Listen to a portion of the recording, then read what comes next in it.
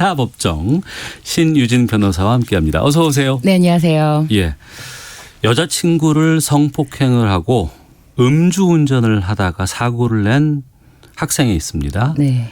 의대생이었어요. 소속 대학에서는 퇴출당했습니다. 네. 그런데 범죄 사실을 숨기고 다른 대학에 다시 입학을 했어요. 근데 이제 시간이 지났고 의사 면허를 취득할 가능성이 있어서 법 개정이 시급하다라는 목소리가 있어요. 성범죄를 저지른 의대생 사건이 1년 6개월 전의 일이었다고요? 네. 이 사건이 이제 예전에 2011년도에 있었던 예. 그 집단 성폭행 사건이랑 관련해서 밀양? 아닙니다. 이제 다른데요? 서울에 있는 이제 유명 유가 대학에서 예. 그 같은 동료 친구인 여학생을 집단으로 성폭행했던 사건이 2011년도에 있었고요. 예. 이 사건은 1년 6개월 전에 전북대학교 이제 의대생인데 네. 여자친구를 때리고서는 성폭행을 했던 사건이에요. 예. 그런데 이 사건으로 1심에서 집행유예가 나온 거죠. 예. 그런데 이 사건이 이제 알려지면서 그 지역에서 이 학생을 퇴출을 해야 된다라고 이제 많은 분들이 목소리를 냈고 네. 결국 학교에서는 이제 징계 처분으로 제적을 결정해서 네. 학교에서 이제 더 이상 학생이 아닌 것이고 뭐 의사 시험을 볼 수는 없는데 네. 다른 학교에 만약에 입학한다면 아무런 결격 사유가 없이 예. 의사가 될 수 있다는 그런 문제가 있는 거죠. 지금 다니고 있는 학교에서는 문제가 심각하니 의사가 되면 안 되니까 제적을 시켰는데 네. 그 제적 당한 학생이 네. 다시 시험 봐서 다른 데로 가도 돼요? 그럼 그것이 2011년도부터 문제가 되지 않겠느냐. 어떻게 의료법에서는 예. 의사 자격 결격 사유에 대해서 예. 이렇게 성범죄라든지 사실 제가 조사를 하면서 보니까 성범죄뿐만 아니라 뭐 어떤 강력 범죄라도 네. 강도 뭐 강간 뭐 어떤 범죄라도 저질렀다 하더라도 이런 범죄에 대해서 의사 자격의 결격 사유가 없는 거예요. 어떻게 그게 없을 수가 있죠? 사실 있었습니다. 있었던 걸 예. 누가 없앤 거예요? 1999년도까지는 있었는데 네. 2000년도 들어오면서 법 개정이 되면서 예. 의사들의 자격 제한을 하는 그 결격 사유 그 조항을 개정을 해서 없애버렸습니다. 그런데 국민들은 그 당시에 그걸 잘 몰랐어요. 그럼 그때 그 없앤 취지는 무엇 때문에 그랬을까요? 취지는 국민들의 그 원활한 의료 복지를 위해서라고 합니다. 말도 안 되죠. 저는 이런 범죄자들에게 의료 행위를 받고 싶지 않아요. 그렇죠. 내 신체와 건강을 맡겨야 되는 의료인이 예. 뭐 어떤 범죄자인지 심지어 수술 때 마취를 해놓고 성폭행을 했던 사건으로 형사처벌을 받았는데도 불구하고 네. 의사 면허에 대한 결격 사유는 존재하지 않고 면허 정지를 했다가도 다시 재신청을 하면은 보건복지부에서는 그거를 막을 방법이 없다는 거예요. 그렇기 때문에 다시 재교부를 해주고 예. 그래서 뭐 재교부를 안 해줄 수가 없다는 거예요. 그 근거가 없기 때문에.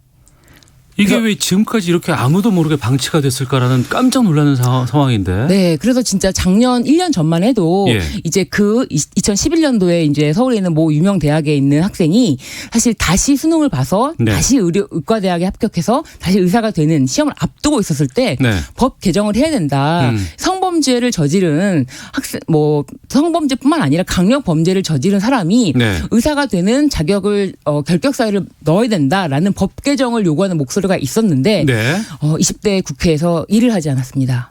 개정 법률안이 올라갔는데 열어볼 시간이 없었죠. 그러면 이게 지금 이제 21대 국회가 이제 다시 구성이 되면은 이 부분에 대해서 반드시 개정이 돼야 되지 않을까 싶어요. 예. 아니 정말 이게 문제인 게 그러니까 한번 의사 면허를 취득하고 나면 뭐 죄를 저지르면 죄값을 받겠죠. 네. 받고 나면 다시 의사가 될 수 있는데 아무런 제약이 없다는 게 좀 깜짝 놀랐거든요. 저도 이거를 이제 작년에는 사실 1년 전에 이것이 굉장히 또 이제 뜨거운 이슈로 떠올랐었는데 사실 흐지부지 하다가 이번에 다시 이제 전북대에서 이런 사건이 생긴 거예요. 성폭행한 학생도 제적 처분을 하였다 하더라도 나중에 다시 뭐 수능을 보거나 뭐 의사가 될 수 있다. 그런데 문제를 여러분이 더 심각했던 것이 현재 의사들도 이렇게 뭐 성범죄라든지 뭐 심지어 병원 내에서의 어떠한 성범죄를 저질렀다 하더라도 의사 면허에 대해서는 다시 뭐 최소 정지를 하더라도 다시 발급 신청을 했을 경우 막을 수 있는 방법이 없다는 게 너무나 놀랐습니다. 그럼 현행 의료법에서 이 사람은 의사 이제 다신 못합니다라고 하는 결격 사유가 있어요? 있긴 있습니다. 있긴 있는데 예. 그게 이제 뭐 강력 범죄에 대한 뭐 전과자 이런 여부가 아니고 예. 예를 들면 마약류 관리법 위반이라든지 아니면은 뭐 사실 이건 조금 이해가 안 가는 부분인데 뭐 한정치산자 금치산자라고 예. 뭐 성년 수견인 제도가 있어요. 예. 그런 제도라든지 의료법 위반 행위 예. 이런 거를 처벌을 받은 경우 이런 게 굉장히 제한적으로 돼 있어서 사실 일반 범죄라든지 성범죄라든지 이런 것에 대한 제한은 전혀 없다는 게 문제인 거죠. 마약 말고는 다 된다는 얘기 아니에요? 네, 그렇죠. 네. 우리가 전문직이라고 하면 대표적으로 얘기하는 게 이제 변호사하고 이제 의사인데 네. 변호사 쪽은 어떻습니까? 변호사들은 변호사뿐만 아니라 다른 전문직들은 금고 이상 형사처벌을 받으면은 이 자격에 대해서 뭐 정지 취소할 수 있고요. 네. 그리고 사실은 외국 같은 경우 입법례를 봐도 일본 같은 경우는 의사들이 벌금형 이상의 어떤 전과가 있으면은 면허를 취소할 수 있고 뭐 미국 같은 경우도 이렇게 금고 이상 뭐 예를 들면은 징역 실형을 받았던 전력이 있으면은 아예 면허를 취소할 수 있고 다 근거가 있거든요. 네. 우리나라가 지금 원래 있었다가 없어진 게 문제인데 다시 이거를 사실 주목을 하지 않고 지금 뭐 우리 오태훈의 시사본부에서도 주목해서 얘기를 하시고 목소리 크게 내주시는 게 예. 국민들이 이 부분을 알아야 관심을 갖고 지켜볼 수 있기 때문인 것 같아요. 예. 20대 국회에서는 이걸 처리 못했으니까 네. 21대에서 빨리 처리를 해야 되는 게 중요할 것 같은데 네. 그럼 그보다 그 네. 전에라도 무슨 네. 뭐 행정명령이라든가 네. 아니면 무슨 뭐 기관이라든가 이런 쪽에서 법이 아직 바뀌지는 않았으니까 네. 취할 수 있는 조치 같은 건 가능한가요? 사실 보건복지부에서 최대한 면허 정지 기간을 둘 수 있는 게 3년이고요. 네. 다시 이제 재교부 신청을 했을 때 근거가 없다. 그래서 뭐 오히려 보건복지부에서도 근거를 좀 마련해 달라. 우리는 최대한 미룰 수 있는 대로 미루고 싶다. 뭐 이런 입장인 것 같아요. 예. 그래서 일단은 어떤 이제 뭐 이것도 뭐 의사 면허라는 자격에 대한 제한이기 때문에 법률로서 하는 것이 맞거든요. 네. 그래서 이만큼 법률의 개정이 중요하고 이 부분에 대해서 관심 있게 지켜봐야 될 것 같습니다. 알겠습니다. 네. 시사법정 신유진 변호사와 함께하고 있습니다. 계속해서 관심 갖고 이거는 법 개정 될 때까지 네. 기억해야 될 것 같고요. 다른 소식 하나 더 보죠.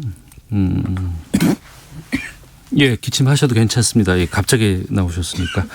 슬기로운 의사생활이라는 드라마가 있는데 이 드라마 속에서 전세 사기를 당해 좌절하는 모습이 등장을 했다고 합니다. 그래서 전세 사기 우리 현실 속에서도 지금 많이 논란이 되기도 하고 또 이런 건 안 당해야 되는데 네.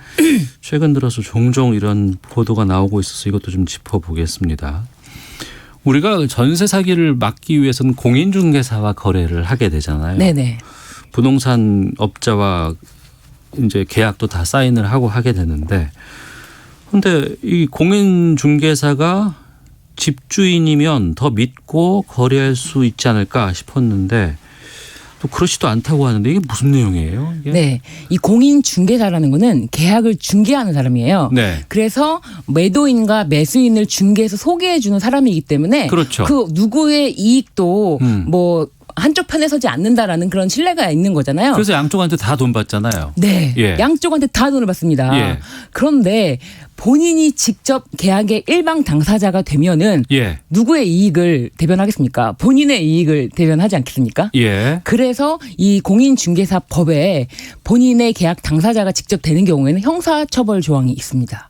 아, 그래요? 네. 그러면은 공인중개사는 집을 여러 채 갖고 있다고 하더라도 자기가 중개할 수는 없는 거군요. 자기가 중개할 수는 없고 어. 다른 공인중개사에게 중개를 의뢰를 해야겠죠. 예. 네. 그러면 거래 자체가 성립되지 않는 거겠군요.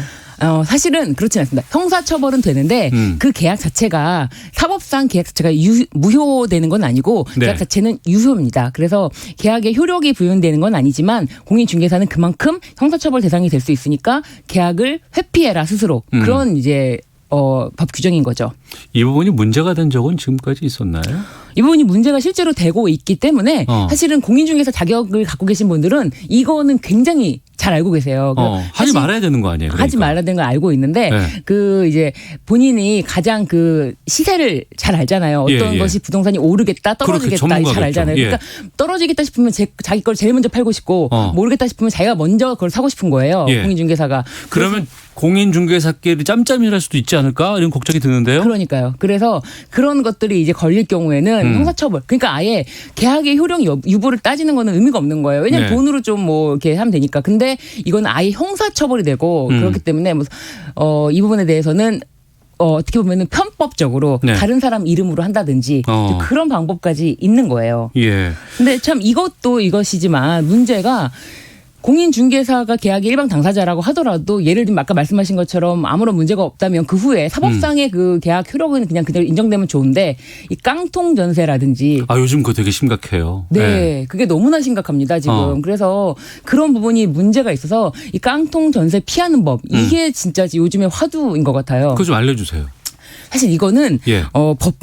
이 깡통 전세를 한 다음에 변호사한테 저한테도 전화가 엄청 많이 오거든요. 뭐 지인부터 해가지고 네. 전세 보증금을 받으려고 하는데 소송을 하면 되겠냐 이기겠냐. 소송은 100% 이깁니다. 네. 100% 이기는데 이겨도 안 줄 수도 있잖아요. 그러니까요. 언제 받을지 기약도 없잖아요. 그래서 제가 이거 소송은 의미가 없다. 일단 지금 당장 필요한 것부터 생각을 해보자. 그런데 우선 네. 제가 이제 이거 청취자분들에게는 깡통 전세를 피하는 법에 대해서 먼저 좀 팁을 드리자면 예. 근저당권이 설정되어 있는 집에 전세를 들어갈 경우에 뭐 무조건 안 된다고 할 수는 없고 들어갈 경우라면 네. 그 근저당권에 있는 그 금액과 예. 채권액과 자신의 보증금액을 더했을 때 그 시세 시장 예. 딱 맞으면 안 돼요. 안 돼요. 한 80% 70%. 더 떨어질 수 있으니까. 네. 예. 그리고 이게 경매가 될 경우에는 유찰되기 때문에 가격이 더 떨어집니다. 근데 보통 한 70%의 네. 가액이 돼야지만 이게 그나마 안전한 거고 그 부분 좀 넘으면 70%가 넘으면은 위험한 겁니다. 그만큼 아예 그런 데는 들어가지 마라. 네. 아니면은 그럴 경우에는 보증 보험이 있어요. 예, 예. 전세금 보증 보험을 들어서 일부라도 전세금 보증 보험을 들어서 그 부분에 대해서는 일정 비용은 들겠지만 네. 반환에 대한 확보를 할 수 있는 거죠. 그 외엔 또 다른 거예요.